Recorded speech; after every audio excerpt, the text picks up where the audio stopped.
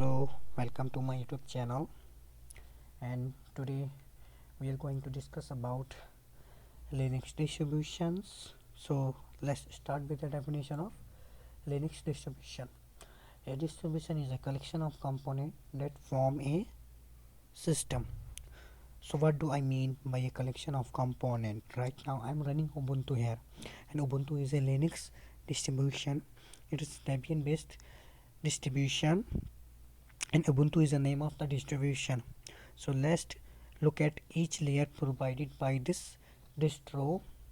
In Ubuntu, if I want to see what version I am running, we will use command lsb underscore release take a, and we can use other option also.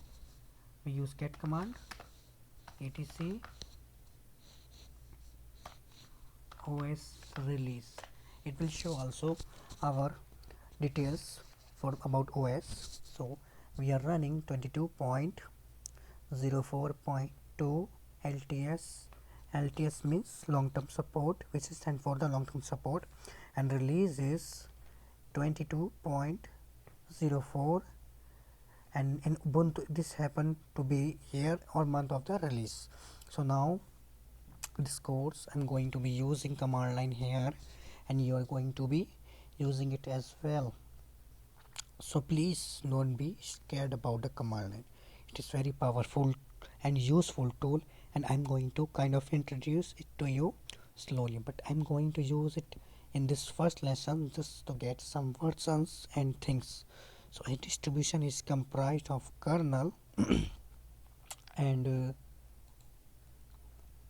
the GNU core and X server, which is also kindly optional, and also and graphical interface, which is also optional. All of this runs on hardware. So let's start with the definition of hardware. So the hardware is a physical device being used as a compute resource, just like my laptop, your desktop. In the Linux distribution is then installed as the OS or operating system into the hardware, and in some cases the hardware is virtual, like virtual machine. We can create virtual machine by virtual box. You can see this is virtual box. We can create any operating system in this app. And so let's start with the kernel. What is kernel? The Linux kernel is a free and open source operating system kernel. It is framework that connects the application layer to the hardware of computer. So in other words, it provide a lot of drivers within this low level abstraction process. System calls are made to the kernel, and hardware is incorporated into the file hierarchy through the /dev and /sys directories, and the process information is mapped in the /proc. So what does all that really mean? It means the kernel is the foundation of operating system. It sits directly on the hardware and permits application to interact with the hardware and use the hardware as a compute resources. If I want to check which version kernel I am running, we can use uname tech r. So it will show our kernel version, and this is the kernel provided by Ubuntu installation. Next we have GNU core utilities. The GNU core utilities are basic file, shell and text manipulation utilities of GNU operating system.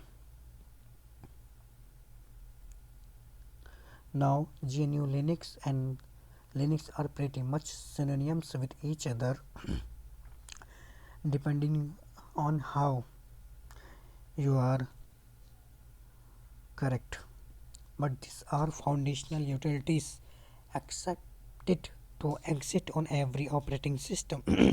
Example include set and change file permission and opener save content and write files, exit status, listing directories and files, things like that. So if one of the utilities provided is ls.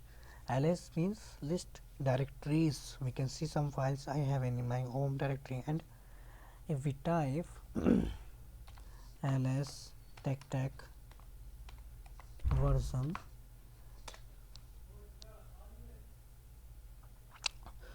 so in summary, the GNU core utilities are basic operating system command and that enable us to Linux in interactive manner, and this will show our GNU core utilities version, what version I'm running.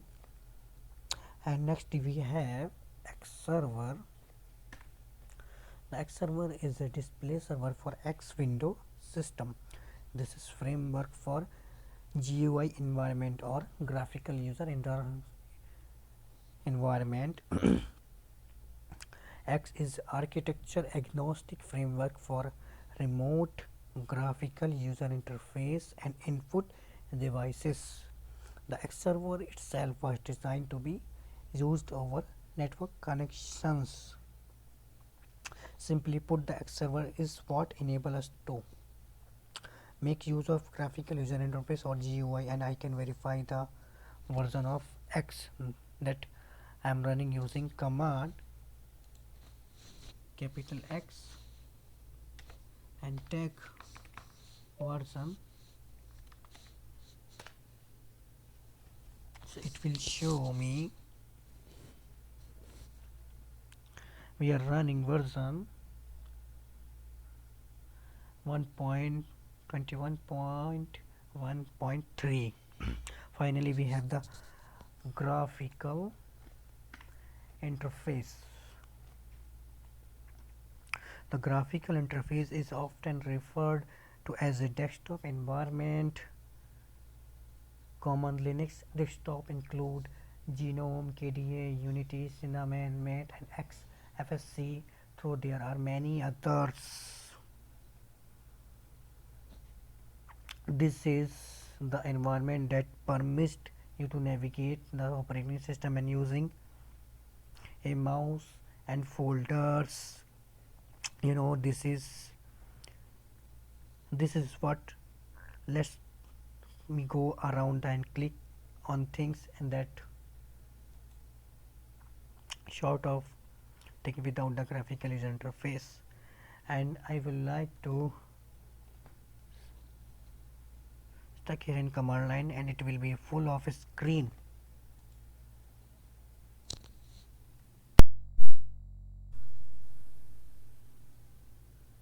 We have listed some popular operating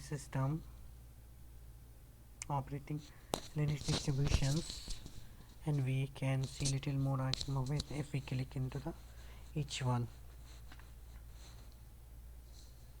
So Red Hat Enterprise is very popular commercial Linux distribution targeted towards the enterprises and commercial market. This distribution used a paid license and support model, which make it attractive option for a high priority business workloads, enterprises, large organization, and things like that. The default desktop you choose to install one will be GNOME. It use the RPM package manager, the init software systemd, and the release model is fixed. So what does this mean? GNOME is similar to Unity. You will use the mouse and you will have files and folders that you can click, and this is Red Hat package manager. RPM, this is something again we will cover in significant detail in upcoming lessons. So init software systemd, this is newer version of initialization software. The older version is initd, and then release model is fixed, which means you have Red Hat Enterprise Linux 5, Red Hat Enterprise Linux 6, Red Hat 7, Red Hat 8, etc. with the point of release in between.